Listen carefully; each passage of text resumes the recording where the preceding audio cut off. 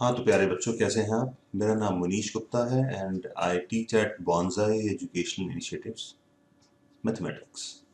Okay, so आज हम probability class 10th का chapter for both the classes of CBSE and ICSE going to start.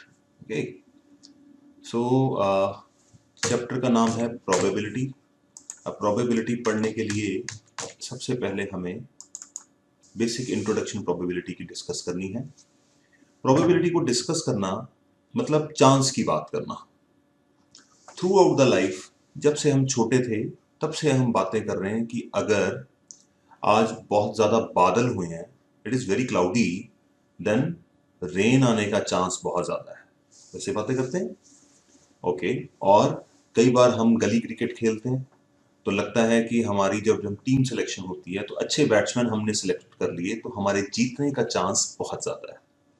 ठीक है, India Australia का cricket series चल रही है और उसमें देखेंगे तो अगर इंडिया की टीम स्ट्रांग है या इंडिया की टीम अच्छी बैटिंग कर रही है तो आप कहेंगे कि इंडिया के जीतने का चांस ज़्यादा है। तो ये जो चांस टर्म है, it leads us to probability. Chance को मैथमेटिकल टर्म्स में प्रोबेबिलिटी बोला जाता है। ठीक है, तो अगर हम समझने की कोशिश करें, see carefully.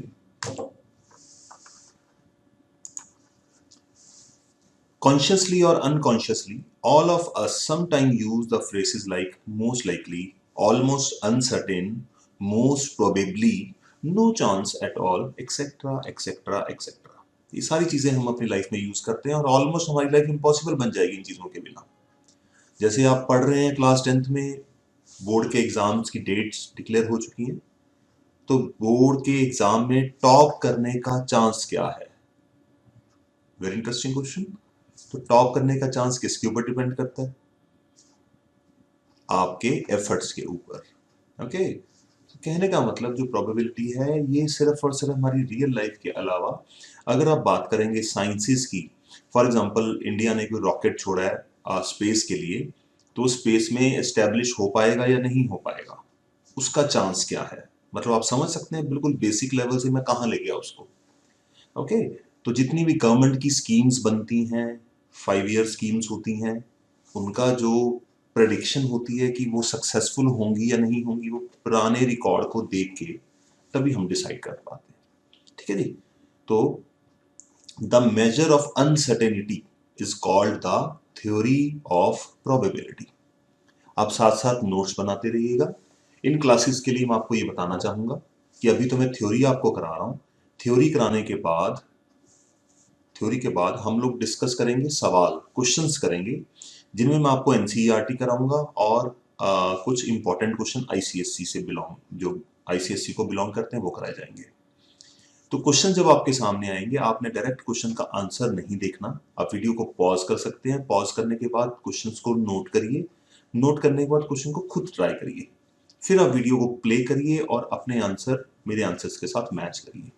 That would be the good idea. अगर आप सिर्फ एक ऑडियंस की तरह इस मूवी को देखेंगे तो अल्टीमेटली आपकी लर्न करने की जो प्रोबेबिलिटी है वो कम हो जाएगी। तो मैं ये नहीं चाहता। तो क्वेश्चंस को पढ़िए, नोट करिए, नोट्स बनाइए और उसके बाद खुद से ट्राई करिए। अगर उसमें कुछ एरर है तो जब आप रिकॉर्डिंग देखेंगे आगे तो आपका एरर ठीक हो जाएगा। ओके, हाँ तो बच्चों, probability is known as the measure of uncertainty, is called the theory of probability. ठीक है, प्रोबेबिलिटी को कंटिन्यू करने के लिए पहले हम प्रोबेबिलिटी की थोड़ी सी थ्योरी डिस्कस करेंगे, उसके बाद फिर हम क्वेश्चंस पे आएंगे। कुछ इंपॉर्टेंट टर्म्स हैं जो आपके साथ डिस्कस करने वाला हूं, प्लीज साथ साथ नोट्स बनाते रहिएगा। ओके, प्रोबेबिलिटी में सबसे इंपॉर्टेंट टर्म जो यूज होती है that is known as experiment. Experiment किसे कहते हैं? For an example, a process which results which results in some well-defined outcome is known as experiment. Experiment का मतलब हम साइंस के एक्सपेरिमेंट की बात नहीं कर रहे जो लैब में करते हैं। ठीक है, the process which results in some well-defined outcomes is known as an experiment. For an example, अगर हम बात करते हैं if we toss a coin, तो जब हम कॉइन्स को टॉस करते हैं तो आउटकम्स आने के क्या क्या चांसेस हैं? वेल डिफाइंड है, हमें पता है ऑलरेडी क्या क्या है। या तो टेल्स आएगा या you will get heads. Okay, और अगर आप किसी डाइस को थ्रो करते हो, किसी डाई को थ्रो कर रोल करते हो, तो आउटकम्स की लिस्ट क्या है? Well defined. Well defined term का मतलब क्या है? वेल डिफाइंड टर्म का मतलब ये नहीं है कि अगर आपने कॉइन को टॉस किया तो टॉस करने के बाद कॉइन खड़ा हो गया, ठीक है, तो ना हेड आया ना टेल आया। तो अगर आपने डाई को थ्रो करा तो डाई एक तरह से मतलब थोड़ी सी टिल्टेड स्टैंड हो गई और you are not able to understand कि what is on the top. Okay, तो ऐसे केसेस को हम वेल डिफाइंड नहीं कहते। वेल डिफाइंड का मतलब जो नंबर्स हमें क्लियरली पता चले, ठीक है। तो कॉइन को टॉस करना, एक डाई को थ्रो करना, दो डाइस को थ्रो करना, इस प्रोसेस को हम क्या कहते हैं? एक्सपेरिमेंट कहते हैं। ओके, तो जब हम डाई को थ्रो करते हैं तो 1 2 3 4 5 6 इनमें से कोई भी नंबर आ सकता है। एक्सपेरिमेंट के बाद साथ साथ आप प्लीज नोट्स बनाते रहिएगा। दूसरी चीज आती है रैंडम एक्सपेरिमेंट। ये अक्सर आपके साथ डिस्कशन होगी बट कई बच्चों को इसके बारे में पता नहीं होता। रैंडम एक्सपेरिमेंट का मतलब क्या है? The outcomes of the experiment are known in advance. मतलब अगर आपके पास एक डाई है, लूडो डाई, अगर आप उसको थ्रो करते हो तो आपको पता है क्या क्या आने वाला है। 1 2 3 4 5 6, इसके अलावा कुछ नहीं आएगा। बट इंपॉर्टेंट चीज क्या है कि जो डाई आप थ्रो कर रहे हो उसका रिजल्ट आपको क्या मिलने वाला है। या 1 आएगा या 2 आएगा या 3 आएगा या 4 आएगा, आप एडवांस में नहीं बता सकते। ऐसे एक्सपेरिमेंट को बोला जाता है random experiment. Random experiment. Okay, तो 1 2 3 4 5 6, तो इसमें से ये तो श्योर है कि इन 6 में से कोई एक आएगा फेस पे, टॉप फेस पे, बट कौन सा आएगा दैट इज नॉट नोन। ठीक है, वो हम प्रेडिक्ट नहीं कर सकते कि एग्जैक्टली यही आएगा। तो थ्योरी को पढ़ते हैं। Random experiment means all the outcomes of the experiment are known in advance but any specific outcome of the experiment is not known in advance, कि आएगा क्या। Tossing a coin is a random experiment. Very good, हमें पता है कि या तो head आएगा या टेल आएगा, बट आएगा क्या वो हमारे कंट्रोल में नहीं है। क्यों? There are only two possible outcomes, heads and tails, and these outcomes are well known in advance, but the specific outcome of the experiment, कि वो हेड आएगा या टेल आएगा, that is not known in advance. Throwing a die is a random experiment because we know in advance that there are 6 possible outcomes. But आएगी कौन सी? 1 2 3 4 5 6 में से कौन सा रिजल्ट आएगा, दैट इज नॉट नोन। तो ऐसे एक्सपेरिमेंट्स को बोला जाता है random experiments. Okay, now important चीज, सैंपल स्पेस। मैं आपको सैंपल स्पेस बनानी सिखाऊंगा अलग अलग टर्म्स की। सैंपल स्पेस बेसिकली आपको बता देता हूं है क्या। किसी एक्सपेरिमेंट को करने से the list of possible outcomes is known as sample space. List of collection of possible outcomes is known as sample space. For an example, अगर मैं किसी कॉइन को टॉस करता हूं, ठीक है, कॉइन को टॉस करता हूं, तो कॉइन को टॉस करने से आउटकम्स क्या आती हैं? It is very well known to you, heads या टेल्स। तो दिस लिस्ट ऑफ या collection of outcomes is known as sample space. तो मैं आपको अलग अलग तरह की सैंपल स्पेस बनाना सिखाऊंगा, इसके बाद हम वही डिस्कस करने वाले हैं। अगर एक डाई को थ्रो करते हैं तो डाई को थ्रो करने के बाद जो लिस्ट ऑफ पॉसिबल आउटकम्स है, इसको हम क्या बोलेंगे? We will say it is sample space. आपको एग्जाम में क्वेश्चन आ सकता है कि 3 coins are tossed simultaneously, write the sample space. तो इसका मतलब आपसे पूछा जा रहा है कि list out the possible outcomes, maximum possible outcomes. Okay okay, good. चलिए आगे चलते हैं। ओके, तो यहां पे मुझे एक स्लाइड ऐड करनी पड़ेगी। सैंपल स्पेस बनानी सीखते हैं। सैंपल स्पेस हम स्टार्ट करेंगे कॉइन्स के साथ। अगर मेरे पास एक कॉइन है, for an example 1 coin, then sample space would be either head और टेल्स। ठीक है, इनको हम इस ब्रैकेट्स में डाल देते हैं। ये मेरी सैंपल स्पेस है किसकी? Of 1 coin. If I am having 2 coins, जब 2 कॉइन्स मेरे पास है तो सैंपल स्पेस क्या बनेगी? 2 कॉइन्स को टॉस किया और आपने देखा वहां पे क्या क्या आउटकम्स आती हैं। या तो दोनों कॉइन्स के ऊपर हेड आ सकता है, एक कॉइन के ऊपर हेड आ सकता है, दूसरे के ऊपर टेल आ सकता है, एक के ऊपर टेल, दूसरे के ऊपर हेड, या दोनों के ऊपर टेल आ सकती है। नाउ सी केयरफुली, इतना तो आपको ऑलरेडी पता है। अब हम आते हैं 3 कॉइन्स के ऊपर। 3 कॉइन्स की पॉसिबल आउटकम्स की लिस्ट क्या हो सकती है? तीनों कॉइन्स के ऊपर एच एच एच आ सकता है, तीनों कॉइन के ऊपर टी टी टी आ सकता है, उसके बाद टी टी एच आ सकता है, एच टी एच आ सकता है, टी एच टी आ सकता है। तो यहाँ पे थोड़ी सी कंफ्यूजन रहती है बच्चों को 3 कॉइन्स की सैंपल स्पेस बनाने में। तो 3 कॉइन्स की सैंपल स्पेस बनाने में कंफ्यूजन को दूर करने का तरीका क्या है? आप यूज करिए फोटोकॉपी मेथड। For what? मैं 3 कॉइन्स की बात कर रहा हूं सैंपल स्पेस बनाने की। फोटोकॉपी मेथड में आपने क्या करना है? 2 कॉइन की सैंपल स्पेस, अगर आपको 3 कॉइन्स की सैंपल स्पेस बनानी है उसके लिए आपको 2 कॉइन की सैंपल स्पेस नोट करो। Likewise H H, H T, T H and T T. 2 coin की सैंपल स्पेस नोट करिए। अब इसकी फोटोकॉपी कर दो। फोटोकॉपी का मतलब री right the list again. H H, H T, T H, T T. तो जो आपके पास ओरिजिनल लिस्ट है उसके आगे आप एच लगा दो सबके आगे, और जो फोटोकॉपी लिस्ट है उसके आगे टी लगा दो, और वाइस वर्सा, उससे कोई फर्क नहीं पड़ता। तो you had obtained the sample space of 3 coins. दोबारा रिपीट करता हूं, 3 कॉइन्स की सैंपल स्पेस बनाने के लिए 2 कॉइन की सैंपल स्पेस को एक बार नोट करो, फिर उसकी फोटोकॉपी कर लो। फोटोकॉपी करने के बाद आपके पास 2 पार्ट्स बन गए। फर्स्ट पार्ट में आप एच लगा दो और सेकेंड पार्ट में आप टी लगा दो। चाहे आप पहले लगाओ चाहे आप बाद में लगाओ, फर्क नहीं पड़ता। तो इसका मतलब हमारे पास सैंपल स्पेस आ गई है 3 कॉइन्स की। यहां से कॉपी कर लेंगे, H H H, H T H, T T H, T H H, T T H, H H T, H T T, T H T, T T T. ये मेरे पास sample space आ गई 3 coins की। इसके बाद एक और क्वेश्चन आता है, sample space of 4 coins. 4 coins की जब हम बात करते हैं तो सैंपल स्पेस कैसे बनाएंगे? Same method, photocopy method use करेंगे। 3 कॉइन्स की सैंपल स्पेस को एक बार लिखेंगे और उसकी फोटोकॉपी कर देंगे। दो हमें ये सारा बार बार प्रोसेस को रिपीट करने की जरूरत नहीं है, फोटोकॉपी करने की जरूरत नहीं है। ये सब स्टार्टिंग में आपको बताया था, आप बिना फोटोकॉपी किए भी कर सकते हैं। एक बार ये आउटकम्स को नोट करिए, इनके आगे एच एच एस लगा दो, एक बार दोबारा से इनको नोट करिए, उनके आगे टी टी टी लगा दो। तो कहने का मतलब अगर हम फोटोकॉपी मेथड से ही करने की कोशिश करें for the sake of convenience, तो मैं लिखता हूं H H H, H T H, T H H, T T H, H H T, H T T, T H T, T T T. तो ये मेरे पास है, ये जो डेटा है ये है ओरिजिनल और ये है फोटोकॉपी।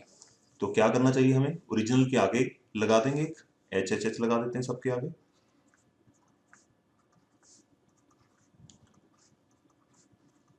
और फोटोकॉपी के आगे क्या लगा दें? सबके टी टी टी लगा दें। तो that is the sample space for कितने कॉइन्स? 4 कॉइन्स। मतलब अगर आप 4 कॉइन्स को साइमल्टेनियसली टॉस करते हैं या एक कॉइन को 4 बार टॉस करते हैं, यू अंडरस्टैंडिंग? तो the possible list of outcomes will be 1 out of these 16। तो लिस्ट को हम नोट कर लेते हैं, एच।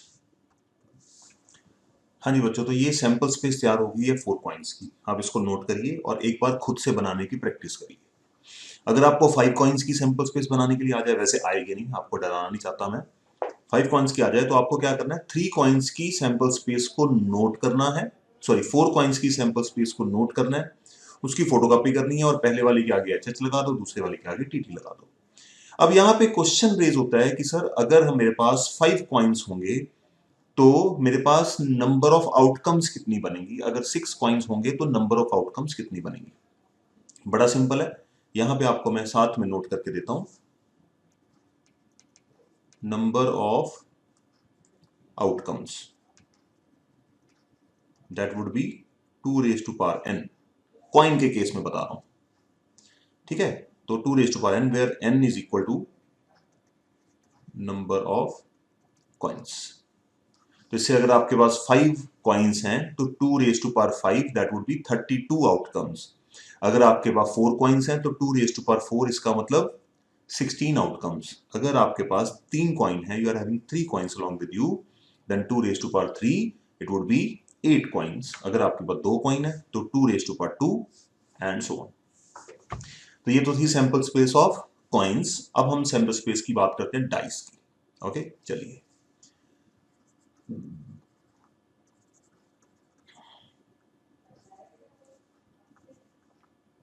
डाइस की बात करते हैं। डाइस को थ्रो करते हैं या रोल करते हैं। कई बार एक टर्म यूज होती है, आपको पता होना चाहिए, अनबाइज्ड। अनबाइज्ड का मतलब होता है फेयर। फेयर का मतलब किसी की फेवर नहीं ली जा रही, ओके, या मॉडिफाइड नहीं है, बिल्कुल फेयर डील हो रही है यहां पे। तो अगर आपके पास एक डाइस है, 1 डाई, आपको पता होना चाहिए डाई का मतलब सिंगुलर और डाइस का मतलब प्लूरल, बट इन जनरल हम डाइस ही बोलते हैं। तो अगर एक डाइस की बात होती है तो पॉसिबल आउटकम्स की लिस्ट क्या होगी? 1 2 3 4 5 6। ओके, नंबर 2 पे आता है 2 डाइस। अगर 2 डाइस मेरे पास है तो number of the list of possible outcome कैसे बनेगी, इसको जरा थोड़ा सा गेस करते हैं। अगर पहली डाइस पे 1 आता है तो दूसरी डाइस पे क्या आने का चांस है? दूसरी डाइस पे 1 आ सकता है, दूसरी डाइस पे 2 आ सकता है, 3 आ सकता है, 4 आ सकता है। फर्स्ट डाई पे 1, दूसरी पे 4 आ सकता है। फर्स्ट डाई पे 1, दूसरी पे 5, फर्स्ट डाई पे 1 and on the second die we may have 6। 1 2 3 4 5 6। ठीक है, अगर पहली डाई पे 2 आता है तो दूसरी डाई पे क्या आएगा? शायद 1 आए। फर्स्ट डाई पे 2, दूसरी डाई पे 2 आ सकता है, पहली डाई पे 2, दूसरी डाई पे 3 आ सकता है, पहली डाई पे 2 4 एंड सो ऑन। तो इस तरह से लिस्ट ऑफ पॉसिबल आउटकम्स बनती हैं। तो हम इसकी लिस्ट को बनाने के लिए मैं आपको एक तरीका बताता हूं, आपको बार बार लिखने की जरूरत नहीं पड़ेगी, एक बार में काम हो जाएगा। आप क्या करें, 6 तक की काउंटिंग लिखें 6 times vertically. Right counting 1 to 6 vertically 6 times. थोड़ी सी स्पेस के साथ लिखेगा, 1 2 3 4 5 6। 1 2 3 4 5 6। 1 2 3 4 5 6। 1 2 3 4 5 and 6। Again 1 2 3 4 5 6। Again 1 2 3 4 5 6। ठीक है जी। अब आपने क्या करना है, 6 वर्टिकल लिख दिए। अब यही 1 to 6 की काउंटिंग कॉमा के साथ सेपरेट करके 6 बार हॉरिजॉन्टली लिखनी है। नोटिस करिएगा, 1 2 3 4 5 6। 1 2 3 4 5 6। 1 2 3 4 5। साथ साथ नोट करिए, पॉज करिए वीडियो को, बनाइए, इसको प्रैक्टिस करिए, आपको एग्जाम में दिखानी है बना के, अगर 2 डाइस का क्वेश्चन आता है तो। 3 4 5 6। 1 2 3 4 5 6। 1 2 3 4 5 6। और यहां पे हम क्या करते हैं, इन सबको ब्रैकेट्स में डाल देते हैं।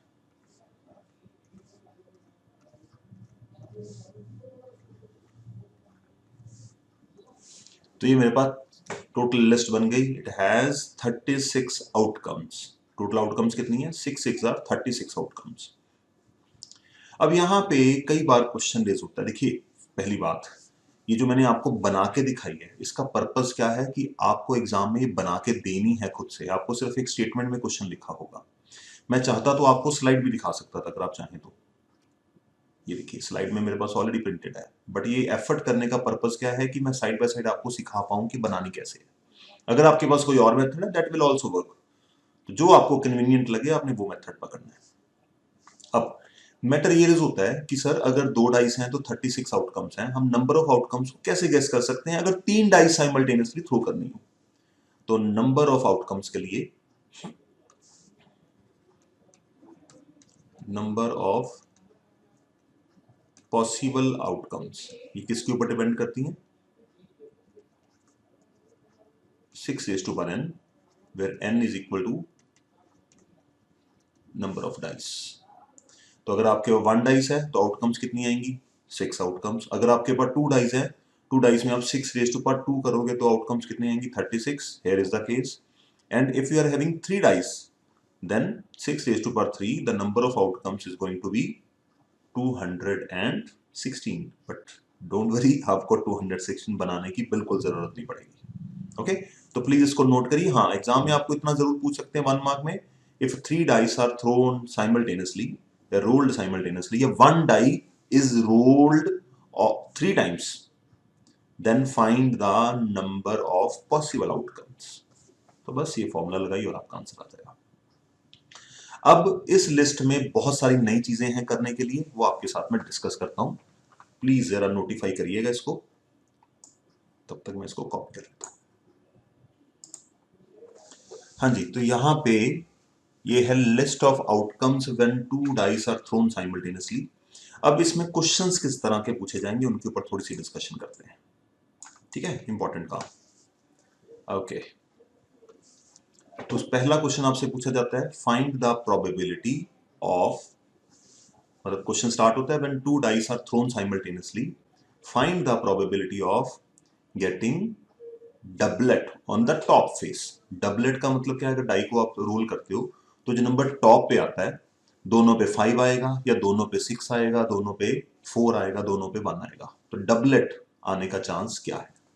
तो डबलेट को अगर आप यहां पे आइडेंटिफाई करें, देखिए एक सर्टेन पैटर्न चल रहा है। लाइकवाइज ये देखिए,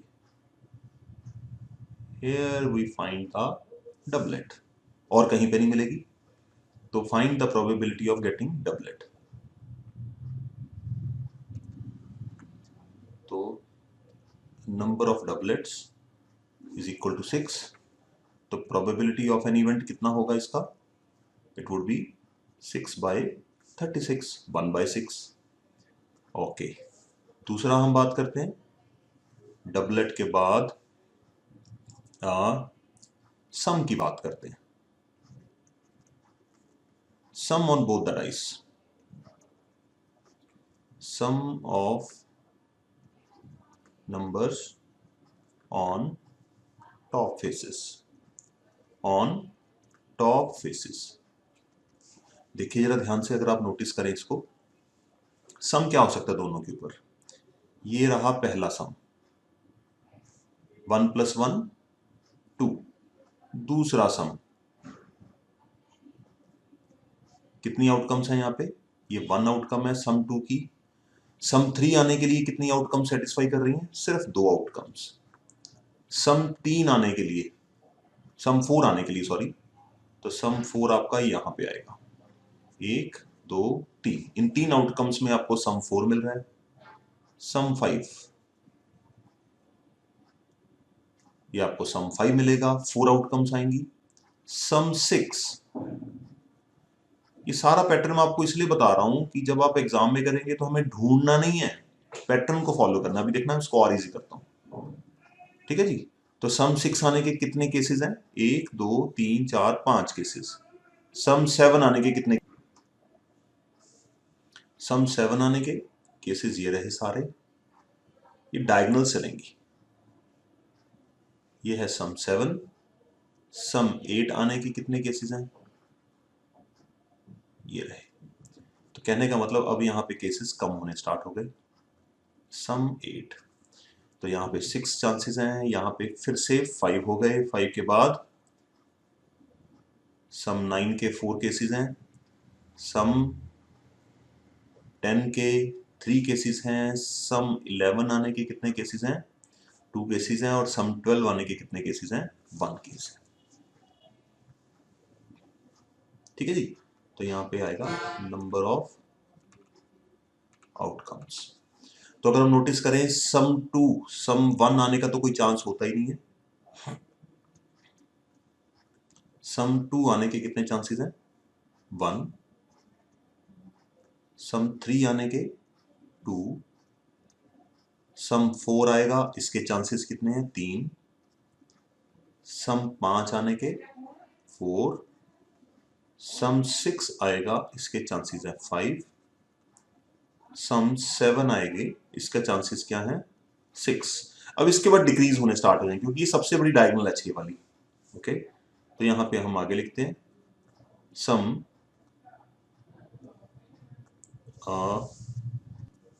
ओके जी, तो सम 8 आने के कितने चांसेस होंगे? 5। सम 9 आने के कितने चांसेस हैं? 8, सॉरी 4। सम 10 आने के कितने चांसेस हैं? 3। सम 11 आने के कितने चांसेस हैं? 2। एंड सम 12 आने के कितने चांसेस हैं? ओनली 1। ठीक है जी, तो ये मेरे पास लिस्ट ऑफ पॉसिबल, इसको आप रिपीट करिए, एक बार रिवाइज करिए, इतनी जल्दी आपके कंट्रोल में नहीं आएगा। अब इसके ऊपर क्वेश्चन सिर्फ ये नहीं पूछे जाएंगे, आपको क्वेश्चन बताता हूँ कैसे कैसे पूछे जाएंगे। फाइंड द, आगे मैं क्वेश्चंस करूंगा, मैं सिर्फ आपको ऑरली बता रहा हूँ। Find the probability of getting sum 4। तो सम 4 आने की प्रोबेबिलिटी क्या होगी? तो 4 आने की आउटकम्स कितनी है? 3।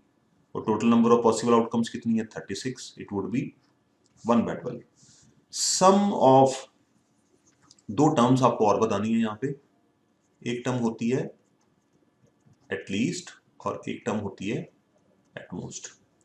एटलीस्ट के जब आपको एटलीस्ट वर्ड लिखा होगा, एटलीस्ट का मतलब the number and greater than that. For example, अगर आपकी क्लास में सडनली प्रिंसिपल मैम आ जाते हैं और वो आपको क्लास में बोलते हैं कि फॉर एग्जाम्पल अगर 50 मार्क्स का टेस्ट हुआ है तो वो स्टूडेंट खड़े हो जाए who have at least 30 marks. Who have at least 30 marks, तो कौन कौन बच्चे खड़े होंगे? 30 मार्क्स वाले और उससे ज्यादा वाले। ठीक है, एटलीस्ट का मतलब होता है कम से कम। तो इसमें हम क्या लेते हैं? The number and greater than that, सारे नंबर भी और उससे ज्यादा भी।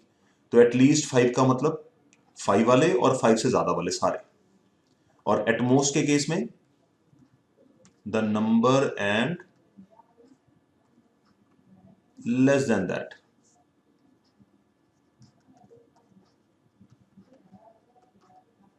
इंक्लूडिंग 0। ओके, तो ये डिफरेंट टाइप के क्वेश्चन, जैसे आपको यहीं पे पूछते जाए कि find the probability of getting sum at least 3, कि सम कम से कम 3 हो, तो 3 से लेके 12 तक पॉसिबल है। सारी आउटकम्स को काउंट कर लेंगे। 5 4 9 5 14 6 20 25 25 4 29 3 32 33 34 और 35, 35 आउटकम्स की लिस्ट बन गई सारी। ठीक है जी, तो 35 बाय 36। इस तरह के कुछ क्वेश्चंस हम ट्राई करेंगे। ओके, आपको अलग अलग तरह के क्वेश्चंस पूछे जाएंगे, इसमें बहुत सारे क्वेश्चंस बनते हैं। तो ये मेन क्राइटेरिया था। आपको ऐसे भी क्वेश्चंस पूछ सकते हैं, find the probability of sum as prime, कि दोनों डाइस के ऊपर जो नंबर आ रहे हैं वो नंबर क्या हो, जो दोनों का सम आए, जोड़ के टोटल आए, वो क्या हो? प्राइम हो। तो प्राइम नंबर कौन से होते हैं? 2 से स्टार्ट होते हैं। तो prime prime prime prime more over prime. ठीक है जी, तो ये प्राइम नंबर्स हैं, इनकी आउटकम्स को काउंट कर लो और ऐड करके 36 से डिवाइड कर दो। तो बहुत सारे क्वेश्चंस बनते हैं। अगर आप यहां से ढूंढ के करेंगे it is not bad, but it is going to be worse for you. बहुत ज्यादा टाइम कैलकुलेट होता है और श्योरिटी भी नहीं होती। ठीक है जी, आगे चलते हैं। When two coins are tossed head on first, ये सब हम डिस्कस कर चुके हैं। 2 डाइस का भी डिस्कस कर चुका हूं आउटकम्स। आगे चलते हैं। व्हेन अ कॉइन, हाँ ये बड़ी इंपॉर्टेंट चीज है, ये भी सैंपल स्पेस में आप नोट कर लीजिए। When a coin and a dice are tossed together the corresponding sample space for the random experiment is as given below. ठीक है, तो अगर पहले कॉइन पे हेड आता है तो डाइस पे क्या आ सकता है? 1 आ सकता है, 2 आ सकता है, 3 भी, 4 आने का भी चांस है, 5 आने का भी चांस है और 6 आने का भी चांस है। तो अगर पहली डाइस पे मतलब कॉइन पे टेल आता है, तो अगर इस पे टेल आया तो डाइस पे क्या आ सकता है, 1 आ सकता है, 2 आ सकता है, 3 आ सकता है, 4, 5 एंड 6। तो ये सैंपल स्पेस है एक कॉइन और एक डाइस के लिए, तो ये आपको बनाना आना चाहिए। ओके, इक्वली लाइकली आउटकम्स किनको बोलते हैं, ध्यान से देखिएगा। It is known in advance that the coin will land with either heads और टेल। ठीक है, या तो हेड्स आएगा या टेल आएगा, इसमें कोई दिक्कत नहीं है। तो it is reasonably assume that each outcome head और tail is likely to occur as the other. मतलब हेड आने के लिए और टेल आने के लिए दोनों के पास बराबर चांस है, इक्वल चांसेस है। इक्वल का मतलब आप रोक नहीं सकते, अगर हेड आएगा या टेल आएगा, कौन आएगा दोनों में से, दोनों के बराबर ऑप्शंस हैं। ये नहीं है कि आपने हेड की तरफ थोड़ा सा वेट लगा दिया और हेड नीचे गिरेगा, हर बार टेल आएगी, उसको हम इक्वली लाइकली नहीं बोलेंगे। और इस चैप्टर में हम जितनी भी टर्म्स पढ़ेंगे सारी की सारी क्या होंगी, इक्वली लाइकली। तो we say that there are equal chances for the coin to land with its head और टेल अप। इक्वली लाइकली, बराबर आने का चांस सबके लिए, डेमोक्रेसी में है ना, इक्वल राइट्स हैं सबके पास कहने को। ओके, तो इक्वली लाइकली आउटकम्स के बाद अगर हम बात करते हैं यहाँ पे इवेंट क्या होता है, ये बड़ी इंपॉर्टेंट टर्म है, ये बहुत यूज होती है, इसके बिना कोई क्वेश्चन ही नहीं बनता। इवेंट का मतलब, अगर फॉर एग्जांपल मैं आपको रफ में बताता हूं कि 1 2 3 4 5 6 एक एक्सपेरिमेंट था, rolling a die and this is the sample space and list of possible outcome. अगर मैं कहता हूं कि इसमें से मैं 2 को पकड़ता हूं, तो 2 will be individually considered as event.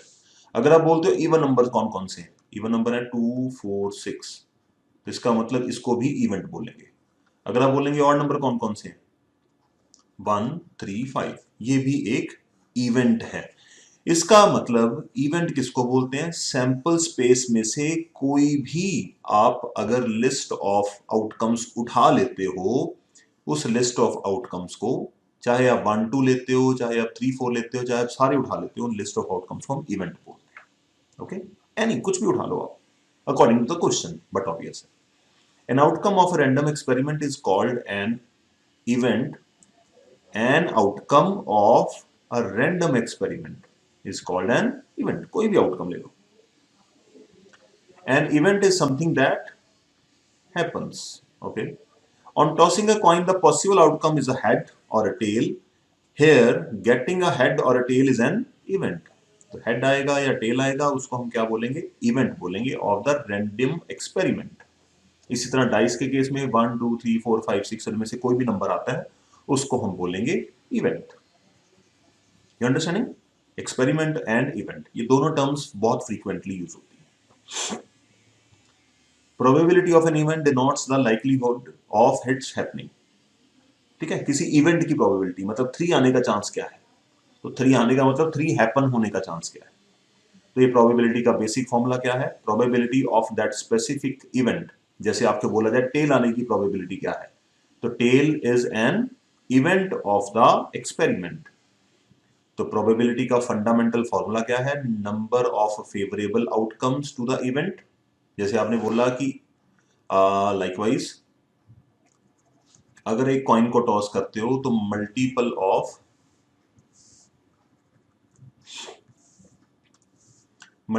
Of let us assume 4 आने का क्या चांस है, ये आपसे प्रोबेबिलिटी पूछेगी। तो आपका इवेंट क्या है, 4। अब मल्टीपल ऑफ 4 वाले कितने होते हैं, एक डाई के थ्रो में ओनली 1, 4 ही होता है अकेला। तो इसका मतलब कितना काउंट है इसका, 1/6।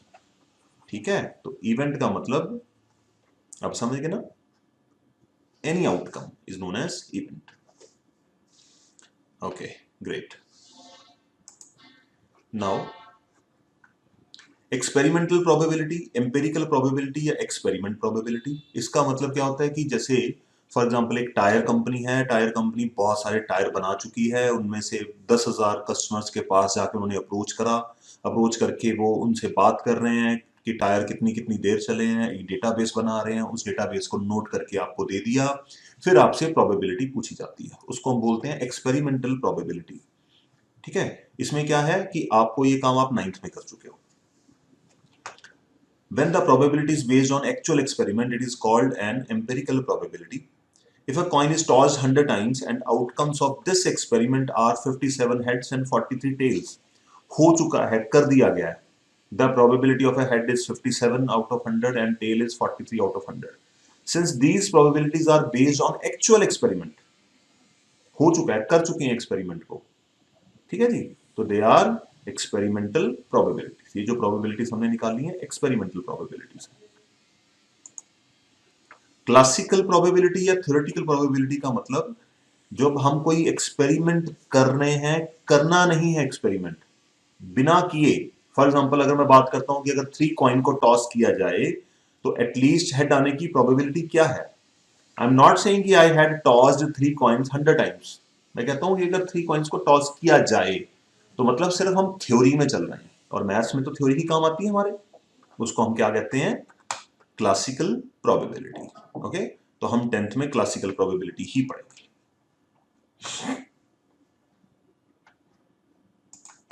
तो और मोर ओवर नोटिस करिएगा, प्रोबेबिलिटी फॉर एग्जांपल अगर आपके पास 1 2 एक डाई की पॉसिबल आउटकम्स की लिस्ट बनाते हैं 3 4 5 6, तो ये पॉसिबल आउटकम्स हैं। तो अगर मैं बोलूंगा कि ऑड नंबर आने की प्रोबेबिलिटी क्या है, तो बोलोगे ऑड कितने हैं 3, टोटल कितने हैं 6, हाफ। तो इसको बोलूंगा कि P ऑफ E, मतलब ऑड को मैं इवेंट मानूंगा ना, probability of that event would be 1/2। Okay, तो अगर मैं बोलूंगा कि ऑड ना आने का चांस क्या है, तो मैं इसको क्या लिखूंगा, P ऑफ नॉट ऑड। तो नॉट ऑड का मतलब क्या, किसकी बात कर रहा हूं मैं, इवन की बात कर रहा हूं। इवन कितने हैं फिर से 3/6, दैट इज 1/2। नॉट ऑड को अगर E ऑड है तो नॉट ऑड को क्या बोलेंगे, E बार। तो प्रोबेबिलिटी किसी इवेंट के होने की मैं बोलता हूं प्रोबेबिलिटी P ऑफ E, और ना होने की मैं बोलता हूं नॉट E। नॉट E को हम कैसे लिखते हैं मैथमेटिकली, E बार। ओके, तो इसके होने की क्या प्रोबेबिलिटी, इसके ऊपर डिस्कस करते हैं।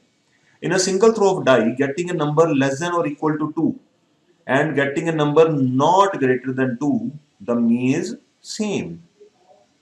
कैसे, अगर मैं यहां पे बात करता हूं getting a number less than और इक्वल टू 2, तो लेस देन और इक्वल टू 2 कौन कौन से हैं, ये दो। और दूसरे केस में क्या बोला कि getting a number not greater than 2, not greater than 2, 2 से बड़े नंबर नहीं लेने। फिर हम किसकी बात कर रहे हैं, इसी की बात कर रहे हैं, ठीक है जी। तो यहां पे for this reason probability of getting a number less than or equal to 2 and probability of getting a number not greater than 2 are same। ठीक है जी, तो probability किसी इवेंट के होने की बोला जाता है P of E, और probability किसी इवेंट के ना होने की बोला जाता है P of not E या E बार। अब मोरओवर ये आपको समझाने का पर्पस क्या है, पर्पस ये है कि probability of an event, probability किसी इवेंट के होने की और उसके ना होने की, दोनों का सम कितना होता है, 1 होता है। That is the purpose which I mean to tell you. ठीक है जी, और इन इवेंट्स को क्या बोला जाता है, कॉम्प्लीमेंट्री इवेंट्स। प्रोबेबिलिटी ऑफ ई किसी इवेंट के होने की और प्रोबेबिलिटी ऑफ नॉट ई किसी इवेंट के ना होने की इज टोटल एज 1। एग्जाम्पल के तौर पे देखिए, किसी इवेंट के होने की प्रोबेबिलिटी, फॉर एग्जांपल यहां पे बात करते हैं getting a number greater than 2, ठीक है, getting a number greater than 2 कितने हैं, 1 2 3 4, 4/6 इट इज 2/3। ठीक है जी, तो इसको हम बोलते हैं probability of not E. Not E का मतलब not getting the number greater than 2, greater than 2 का मतलब ग्रेटर देन 2 से कम लेंगे, तो दैट वुड बी 1 and 2, तो 2/6 आएगा। 2/6 का मतलब प्रोबेबिलिटी कितनी बनेगी मेरे पास 1/3। तो अगर आप इन दोनों प्रोबेबिलिटीज को ऐड करते हो what you will get, you will be getting 1। अगर आप और इजी लैंग्वेज में देखना चाहते हैं, अगर हम किसी दो कॉइन्स को टॉस करते हैं तो मैं कहता हूं कि दो टेल्स आने की प्रोबेबिलिटी क्या है। दो टेल्स तो एक बार आते हैं 1/4। मैं कहता हूं कि दो टेल्स आने की प्रोबेबिलिटी 1/4 है। दो टेल्स आने की प्रोबेबिलिटी, दो टेल्स ना आने की प्रोबेबिलिटी क्या है? ना आने का मतलब आप सोचो जरा, दो टेल्स के अलावा क्या कितनी होती हैं? 3/4। ये सुनो, तो आप इन दोनों को अगर प्लस करते हैं तो यू विल बी गेटिंग 1। इसका मतलब किसी इवेंट के होने की प्रोबेबिलिटी और किसी इवेंट के ना होने की प्रोबेबिलिटी इज 1। ओके, और इन दोनों इवेंट्स को क्या बोला जाता है? Complementary events. याद रखिएगा, आपको 1 मार्कर क्वेश्चन में बड़े मजे से पूछ सकता है। ठीक है जी। The sum of probabilities of an event and complementary event is always 1। Okay, the sum of probabilities of an event and its complementary events is always 1। चलिए इसके बाद अगले लेक्चर में हम स्टार्ट करेंगे एनसीईआरटी टेक्स्ट बुक की exercises, और फिर उसके बाद हम डिस्कस करेंगे कुछ extra questions which are very very important with respect to examination. Okay, तो आज के लिए हम इतना ही करते हैं। आपके साथ बात करके बहुत मजा आया, और आई होप आपको जितनी भी डिस्कशन हमने करी है वो आपको समझ आई होगी। और अगर आपके डाउट्स हैं कोई, तो डाउट्स भी मैं ले सकता हूँ, आप कमेंट सेक्शन में लिख सकते हैं, या जो मेरे स्टूडेंट्स उनके पास मेरा फोन नंबर होगा, मुझसे फोन पे बात कर सकते हैं। Wish all the best and thanks for the day. Thank you. और हाँ, इस चैनल को लाइक, शेयर और सब्सक्राइब करना मत भूलिएगा। Thank you.